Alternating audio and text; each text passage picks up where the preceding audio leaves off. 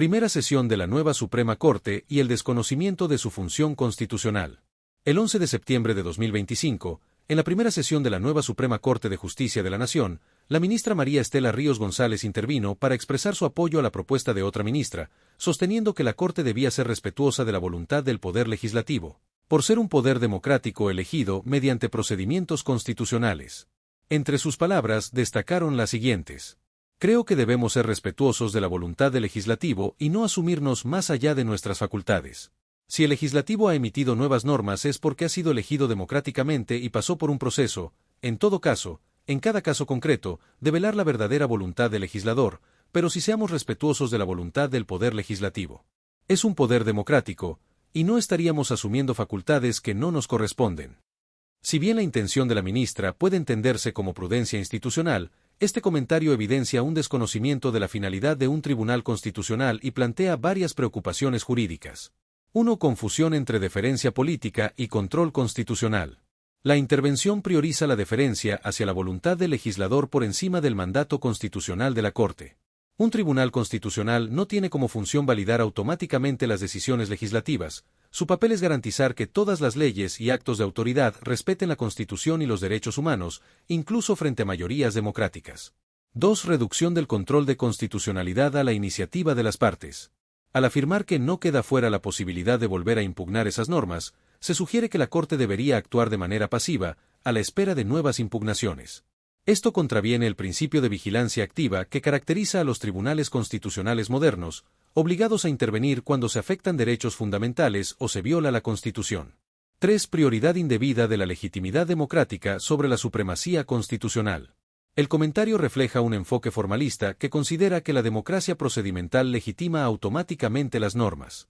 Sin embargo, la supremacía constitucional establece que la voluntad democrática está subordinada a la Constitución y a los tratados internacionales de derechos humanos. 4. Minimización de la protección de derechos fundamentales. La intervención omite cualquier referencia al análisis de fondo de las normas en relación con derechos humanos, el debido proceso, la proporcionalidad y los estándares internacionales. La Corte, como Tribunal Constitucional, debe examinar el contenido de las normas, no solo su origen democrático, para garantizar la protección efectiva de los derechos. Conclusión. La intervención de la ministra María Estela Ríos González evidencia un desconocimiento del rol esencial de la Corte Constitucional, al priorizar la deferencia institucional y la legitimidad democrática sobre la protección de la Constitución y los derechos fundamentales.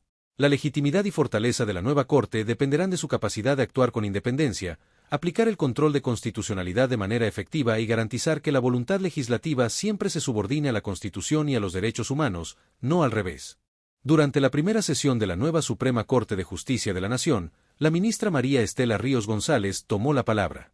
Señaló que la Corte debía ser respetuosa de la voluntad del Poder Legislativo, recordando que se trataba de un poder democrático, y que los ministros no debían asumirse facultades que no les correspondían. Sin embargo, sus palabras revelan un enfoque preocupante. Al priorizar la deferencia política sobre la protección de la Constitución y los derechos humanos, la ministra sugirió que la Corte podría limitar su actuación a esperar que otros impugnen normas, en lugar de ejercer una vigilancia activa sobre la constitucionalidad. Además, se pasó por alto la importancia de analizar el contenido de las leyes frente a los derechos fundamentales, el debido proceso y los estándares internacionales. Este enfoque formalista y pasivo evidencia un desconocimiento del papel contramayoritario que caracteriza a los tribunales constitucionales. Si esta postura se aplicara, podría debilitar la independencia y legitimidad de la Corte, colocando la protección de la Constitución y los derechos fundamentales subordinada a la mera voluntad legislativa. Es fundamental recordar que la misión esencial de un tribunal constitucional es garantizar la supremacía de la Constitución y defender los derechos fundamentales, incluso frente a leyes aprobadas democráticamente, aplicando un control de constitucionalidad activo y riguroso. El ministro Giovanni Asael Figueroa Mejía destacó la importancia de una justicia más humana, sensible y cercana a las realidades concretas de todas las personas. Aunque su declaración refleja un compromiso con los derechos humanos, la falta de detalles sobre cómo se garantizará la protección constitucional en este enfoque puede generar preocupaciones sobre la efectividad de estas promesas.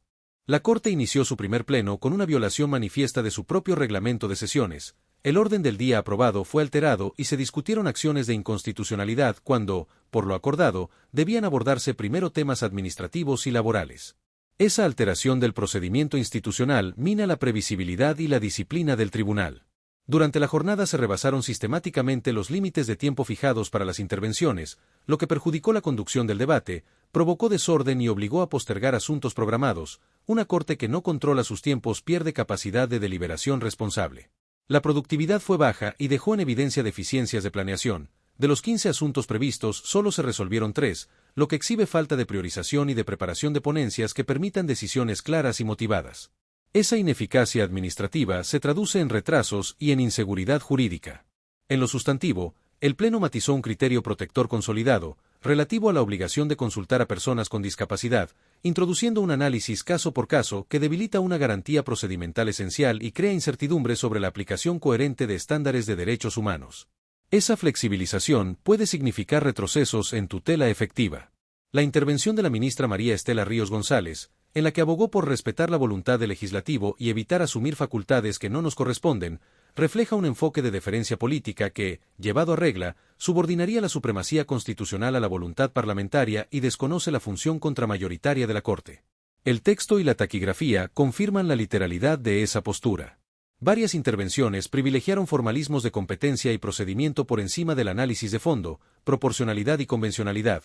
Es decir, la Corte dio señales de preferir una revisión superficial en vez de aplicar tests constitucionales exigentes cuando están en juego derechos fundamentales. Esa orientación empobrece el control judicial.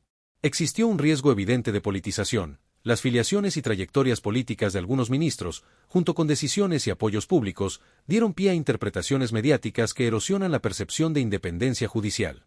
Cuando la ciudadanía percibe alineamientos políticos, la legitimidad de la Corte se resiente. La nueva Corte mostró problemas de comunicación institucional. El uso de lenguaje hermético y técnico sin explicación pública dificultó la comprensión ciudadana de decisiones que afectan derechos. La transparencia no solo exige acceso a versiones taquigráficas, sino lenguaje accesible y justificaciones claras. Al matizar requisitos internacionales, por ejemplo, la consulta prevista en la Convención sobre los Derechos de las Personas con Discapacidad, la Corte se expone a inconsistencias en la aplicación del control de convencionalidad, lo cual puede derivar en sentencias difíciles de sostener frente a estándares interamericanos. Eso pone en riesgo la coherencia internacional del orden constitucional mexicano. Finalmente, la suma de desorden procesal, deficiencia logística, posturas de deferencia y matizaciones de criterios protectores configura un mensaje institucional peligroso, que la Corte está dispuesta a autolimitarse frente al legislador y a priorizar procedimientos sobre protección sustantiva de derechos. Si esa línea se consolida, los efectos serán duraderos en la tutela judicial y en la confianza pública.